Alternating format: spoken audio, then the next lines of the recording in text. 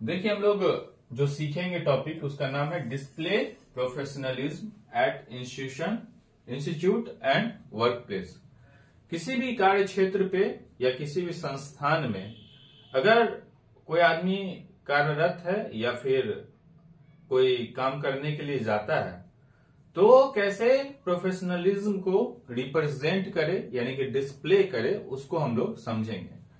तो इससे पहले हम लोग ये समझे कि प्रोफेशनलिज्म हम लोग किसको कहते हैं। तो एक जो पॉजिटिव एटीट्यूड है या फिर बिहेवियर है आपका ऑर्गेनाइजेशन में जो प्रॉपर एक शेड्यूल्ड वे में है उसको हम लोग एक तरीके से कह सकते हैं क्या है प्रोफेशनलिज्म में। वैसे स्टेप्स में हम लोग समझेंगे प्रोफेशनलिज्म के बारे में और डिटेल से। तो दो चीज डिसाइड करता है आप कितना प्रोफेशनल है, वो है आपका बिहेवियर और दूसरा एटीट्यूड।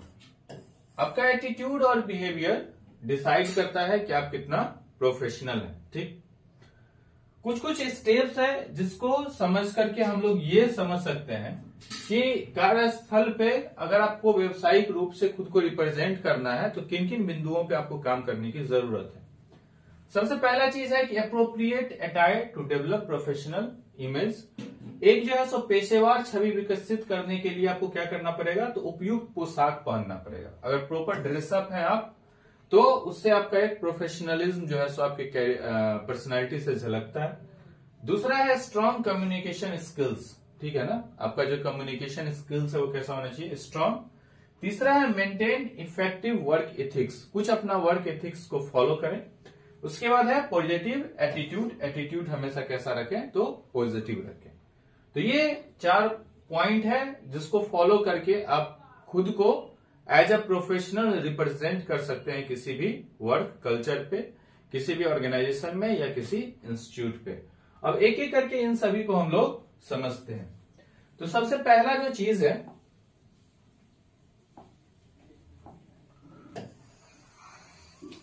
वो है कि आप अच्छा जो है वो क्या रखें, तो ड्रेसिंग सेंस अच्छा रखें। ठीक है ना, अच्छा क्या रखें, तो ड्रेसिंग सेंस अच्छा रखें। ड्रेस प्रॉपरली, सबसे पहला चीज जो है वो क्या है आपको कि टू ड्रेस प्रॉपरली, आप ड्रेसअप रहे। ठीक है ना, टू ड्रेस प्रॉपरली। दूसरा चीज है मेंटेन हाइजीन, आपको क्या करना है,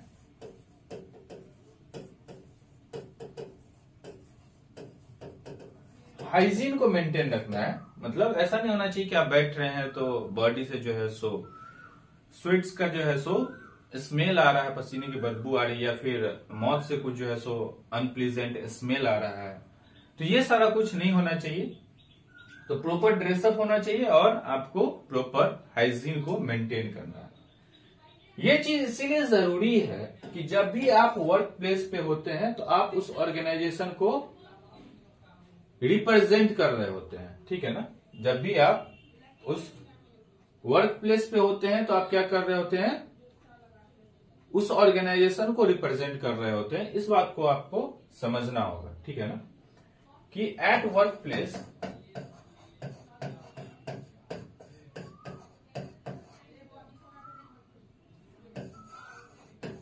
आप जो है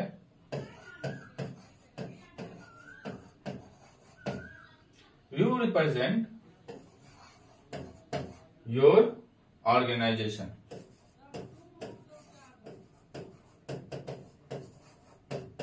इस बात को ध्यान रखना है कि आप उस ऑर्गेनाइजेशन को, उस बहुत बड़ी सी कंपनी को, क्योंकि क्लाइंट जो आपसे मिल रहा है वो आपसे नहीं मिल रहा है, एक्चुअली में जो है सो आपके ऑर्गेनाइजेशन से मिल रहा है थ्रू आपके। ठीक है ना, तो आप जब वर्क प्लेस पे होते हैं तो आप अपने ऑर्गेनाइजेशन को रिप्रेजेंट कर रहे होते हैं। इसीलिए जरूरी ये है कि आप अच्छा हाइजीन मेंटेन करके रखें और अच्छा क्या रखें, ड्रेसिंग सेंस रखें। ठीक, दूसरा चीज है स्ट्रांग कम्युनिकेशन। चाहे आप किसी भी ऑर्गेनाइजेशन में काम करें, जो कम्युनिकेशन है वो एसेंशियल है। ठीक है ना, और कम्युनिकेशन किसी भी तरीके का हो, चाहे वो फेस टू फेस हो या फिर कोई रिटेन कम्युनिकेशन हो, रिटेन हो, अगर स्ट्रांग कम्युनिकेशन होगा तो जो मैसेज होगा, जैसे आपके सीनियर होंगे वो आपको मैसेज करेंगे, आप जो है सो कोई भी स्कीम है या कोई भी मैसेज है उसको फिर कन्वे करेंगे कस्टमर्स में, क्लाइंट में, या फिर जो नीचे जो कलीग है उसमें, सॉरी साथ में जो कलीग काम कर रहे हैं उसमें, और नीचे जो कर्मचारी काम कर रहे हैं उसमें। तो वो फेस टू फेस भी हो सकता है और रिटर्न भी हो सकता है। तो अगर स्ट्रांग कम्युनिकेशन रहेगा तो क्या होगा, जो मैसेज है वो प्रॉपरली चैनल से कन्वे होगा। इसीलिए कम्युनिकेशन का अच्छा होना ये रिप्रेजेंट करता है कि you are a professional person, कि आप जो भी बोल रहे हैं वो स्पष्ट बोलें, ठीक है ना, ये जरूरी है। तीसरा चीज ये है कि मेंटेन इफेक्टिव वर्क एथिक्स। कुछ अपना वर्क एथिक्स बना लें और आप उसको फॉलो करें, ठीक है ना। वर्क एथिक्स ये कहता है कि राइट क्या है, रॉन्ग क्या है, ठीक है ना। वर्क एथिक्स क्या कहता है कि राइट क्या है और रॉन्ग क्या है, तो वो आप पहले से डिसाइड कर लें, ठीक है ना। जैसे कुछ वर्क एथिक्स, जैसे पहली चीज अगर हम बात करें तो टाइम मैनेजमेंट है, ठीक है ना। आप समय का प्रॉपर प्रबंधन का ध्यान रखें। ऐसा नहीं हो कि आप जो है सो 10 बजे का टाइम है और 10:05 में आ रहे हैं किसी मीटिंग में, तो ऐसा नहीं होना चाहिए। 10 का मतलब 10 है। उससे क्या होगा कि आदमी सामने वाला समझता है कि ये टाइम का पंक्चुअल है और सिंसियरिटी शो होती है। तो टाइम मैनेजमेंट का आप निश्चित रूप से ध्यान रखें। दूसरा, कोई मीटिंग ऐसे अनवांटेड आप नहीं रखें, जो जरूरी है वही मीटिंग रखें और वही मैसेज को कन्वे करें। इसका मतलब आपको हमेशा ऑर्गेनाइजेशन के लिए प्रोडक्टिव होना चाहिए। प्रोडक्टिव का मतलब यह है कि आप ऑर्गेनाइजेशन को एक सर्टेन टाइम, जो भी टाइम आप वहां काम कर रहे हैं, तो कुछ ना कुछ आप उसको दे रहे हैं।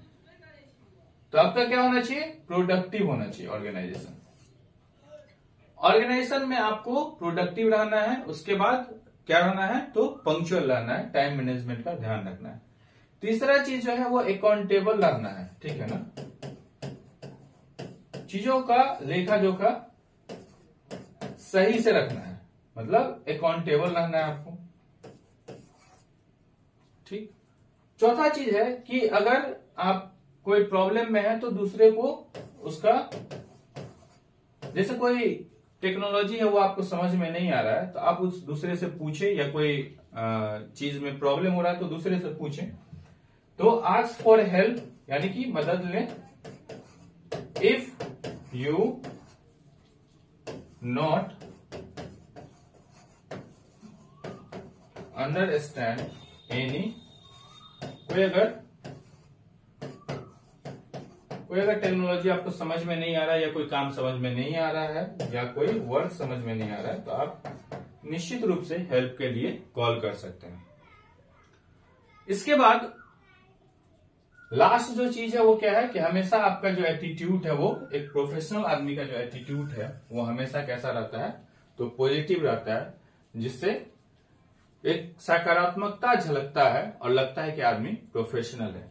तो कोई इंसान अगर प्रोफेशनल है उसमें ये तमाम जो प्रॉपर्टीज है वो होगा ही होगा। और अगर किसी को प्रोफेशनल बनना है तो इन चीजों को फॉलो करके वो प्रोफेशनल बन सकता है, और ये चीज निश्चित रूप से उसको प्रोफेशनल बनने में मदद करेगी।